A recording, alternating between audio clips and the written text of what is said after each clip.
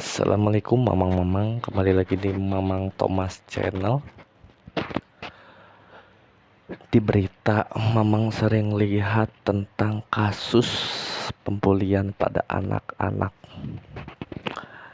Temennya teman mamang, teman-temannya lagi adalah dulunya korban pembulian. Dan mamang bertanya, kenapa hal itu bisa terjadi menurut perspektif dia, menurut sudut pandang dia. Dan mamang pun memiliki beberapa indikator kenapa anak bisa membuli dan dibully atau mendapat perundungan ya.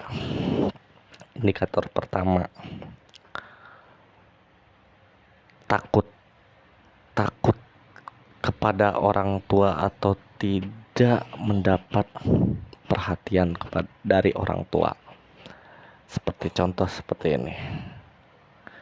Pada saat SD, mamang-mamang yang mengalami pembulian itu, perundungan di sekolah, kekerasan, dan ingin menceritakan kejadian itu kepada orang tuanya, tapi sudah takut duluan. Sedangkan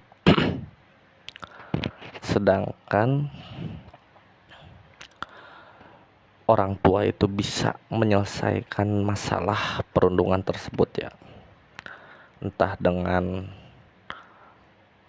perundingan dengan guru, perundingan dengan pihak keluarga, atau lain-lain dan sebagainya. Maka di sini perhatian orang tua itu sangat penting kepada anak.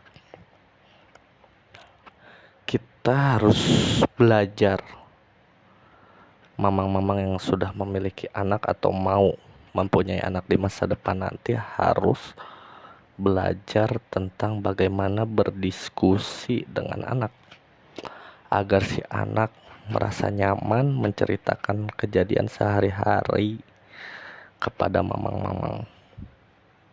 Itu adalah salah satu hal penting biar mencegah perundungan yang terjadi di sekolah. Faktor kedua, kurangnya pengimplementasian atau pengamalan terhadap nilai-nilai agama. Dalam setiap agama, entah itu Muslim, Kristen, Hindu, Buddha, pasti tidak diajarkan tentang kekerasan, pasti. Tapi kenapa anak-anak mengalami atau melakukan hal-hal kekerasan? Karena tidak mengimplementasikan apa yang telah diajarkan di keagamaan tertentu ya. Semisal anak-anak kalau tidak mengamalkan dan juga tidak mempelajari ya. Kalau tidak mempelajari itu mungkin hal yang wajar kalau dia melakukan kekerasan. Tapi memang tidak mewajarkan, karena orang tua, sebagai orang tua kita harus melakukan pendidikan agama kepada anak kita dan juga harus melakukan pengamalannya yang ditekankan.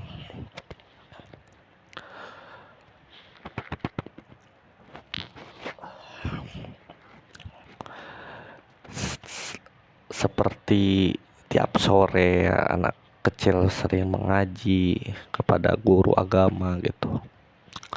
Dan kita sebagai orang tua tidak meng-cross check apa yang mereka pelajari di agama tersebut. Harusnya meskipun kita tidak ada waktu untuk meng-cross check apa yang anak-anak pelajari di sekolah agama, kita harus meluangkan sedikit waktu kita menanyakan kepada anak-anak apakah sudah diamalkan atau belum, seperti itu. agar kemudian di lingkungan sekolah dasar, sekolah menengah, dan juga sekolah pertama mereka bisa mengamalkan apa poin-poin atau nilai-nilai keagamaan. Salah satunya adalah tidak melakukan kekerasan. Itu yang paling penting. Dari dua faktor itu, mamang-mamang bisa ingat, pertama, kasih perhatian, selalu berdiskusi dengan anak agar anak merasa nyaman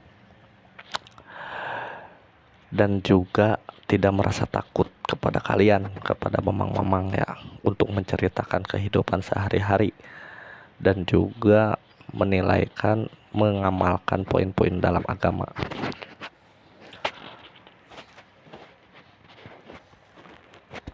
Perundungan itu di sekolah, di berita-berita itu makin hari makin merasa mamang miris melihatnya ya. Bahkan ada sampai korban nyawa begitu akibat perundungan dan juga gangguan-gangguan mental akibat perundungan tersebut. Mamang berharap dengan video ini bangkitnya kesadaran dari mamang-mamang sebagai orang tua dan sebagai calon orang tua untuk memperhatikan anaknya dari perundungan ya, agar anak kita nanti setelah besar memiliki mental yang kuat karena adanya perhatian, adanya pendidikan dari orang tua, dan juga sangat berpengaruh bagi anak ya apabila orang tua masuk ke lingkungan pendidikan, maksudnya membantu mendidik anak kita. Selain juga guru-guru, orang tua juga harus mampu mendidik anak, karena berbeda apa yang guru dan orang tua sampaikan itu kenanya ke anak itu berbeda. Apa yang di sekolah dan di rumah pelajari itu kenanya ke anak itu berbeda. Oke, sekian saja ya dari Mamang Thomas hari ini. Semoga kedepannya tidak ada perundungan-perundungan lagi. Yuk mari kita ngopi.